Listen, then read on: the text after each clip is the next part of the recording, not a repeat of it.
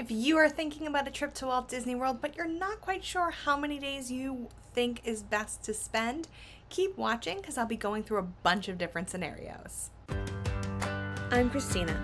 I'm a traveler, a planner, and most importantly, a mom. I'm sharing my best tips to make traveling as a family a little less stressful. So put down your phone, pack your bags, and let's showcase the world.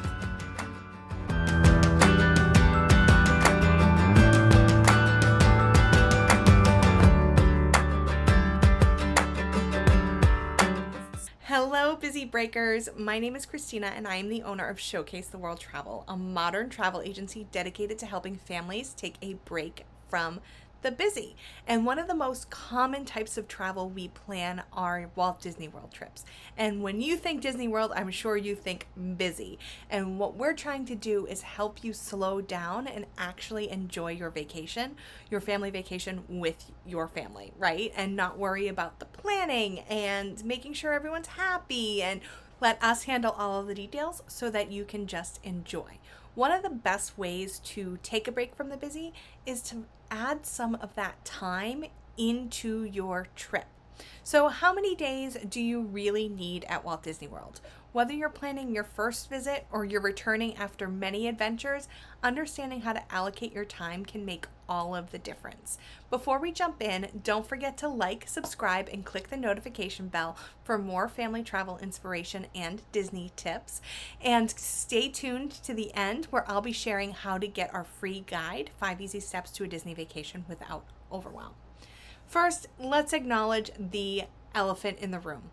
Walt Disney World is enormous. It's 40 square miles.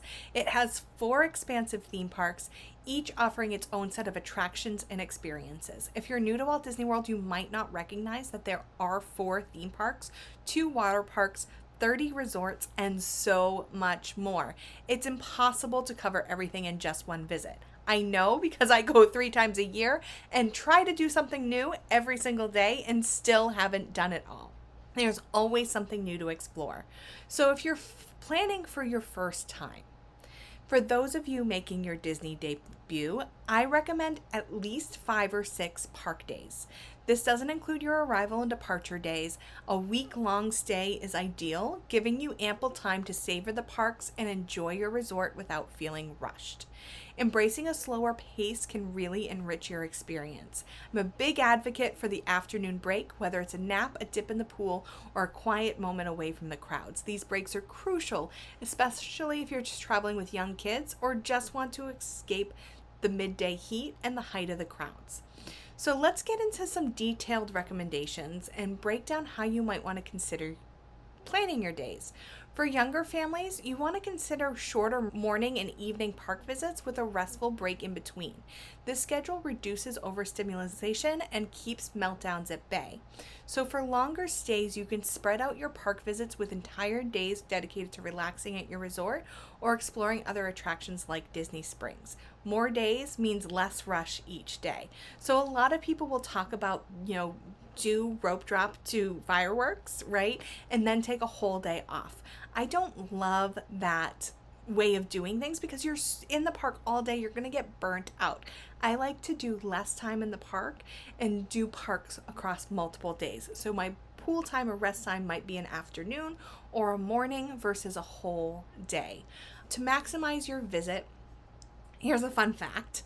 Sometimes adding a day to your Disney trip can actually save you money thanks to daily rates on longer days. I often check flight prices and resort deals to choose the most cost-effective dates, and a lot of times changing your dates to be a little bit longer. So week-long stays are usually one price, anything within that week, but once you go to 8 or 9 days, the flight prices plummet. And so that might be a good excuse to add a day, because adding a day to your ticket, it goes from $100 a day. Once you get to like 5 or 6 days, it becomes like $10 a day to add additional day to your ticket. So if you're going to save a couple $100 on your flights by extending your stay, then it's not going to cost that much to add a night or days to your ticket, which is really exciting. So if you're going to Walt Disney World, if you want to visit all 4 parks, you're definitely going to want at least 4 days, right? You don't want to be park hopping because most of the parks have so much in them now. There used to be half-day parks. Now they're all full-day parks. So let's consider some potential itineraries. If you're in Florida and you're just able to go to the parks for one day, you might want to pick the Magic Kingdom for classic Disney experience or Epcot for more relaxed vibe. If you're a big fan of Star Wars, Hollywood Studios might be what you end up picking. I don't think it's the best park for younger kids. Younger kids, I would definitely recommend Magic Kingdom or Epcot, depending on their interests. If you have 2 or 3 days, prioritize your must-dos. Usually Magic Kingdom is a must, and then you choose between Epcot, Hollywood Studios, or Animal Kingdom based on your interests. So like I said, with younger kids, I usually skip Hollywood Studios. With older kids, they usually like the thrill rides there, so that's a harder one to skip. Animal Kingdom is one of my favorite parks with a lot of the backstage experiences. It's a very much, you can do it very slow. It doesn't have as many attractions, so if you're attraction heavy, that might be the one you skip, although it does have one of the best attractions with Flight of Passage. So that's a hard decision there. But if you have 4 or more days, try to hit each park once with extra time for your favorites. 2 days, definitely in Magic Kingdom if you have it, as there's so much to see and do. It's much easier to create a balanced itinerary with 2 days in the Magic Kingdom. I actually like 2 days for Epcot as well. So ideally I have 2 days in both Magic Kingdom and Epcot, and then of course I'm not doing full days there.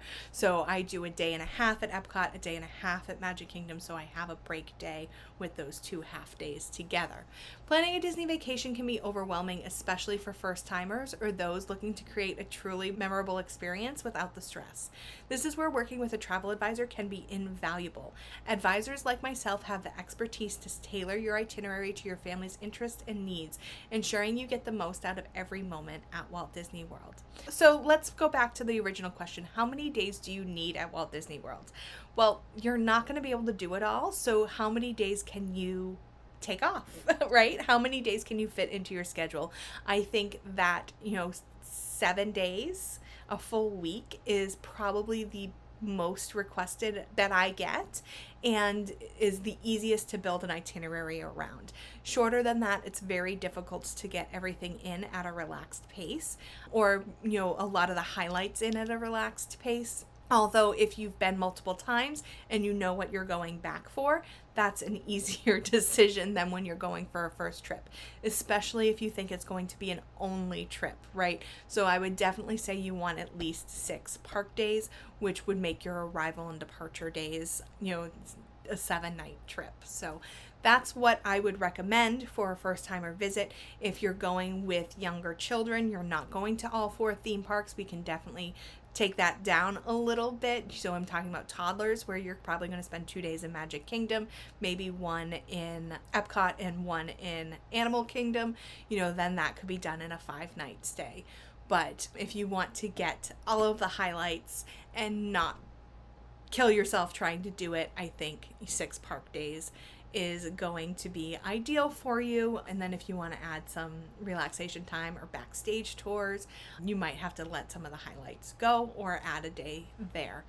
I mentioned our guide at the beginning, 5 Easy Steps to a Disney Vacation Without Overwhelm. You can get that by clicking the link in the description below. If you enjoyed this video, give a thumbs up, subscribe, and share your own Disney experience in the comments. How many days have you gone for that you thought was ideal? I recently went for 14 days last September. We did 7 days with one family, 7 days with another, and that is way too much. 14 days is too much. I think that if I was going on a really no budget, no time, like I could go for as long as I wanted to go, I think 10 days is ideal, but most people can't take off 10 days, so I think that 7 nights is the best for your Disney vacation. Thanks for watching. Remember, the right amount of time at Disney is not generic. It's very personalized to you. So schedule a call with Showcase the World, and your agent will help create the best itinerary for you and your family. Thank you so much for watching, and don't forget to take a break from the busy. Need help planning your next family vacation? Visit us at showcasetheworld.com to request a quote or schedule a free vacation consultation. Want more great travel tips? You'll find those there too.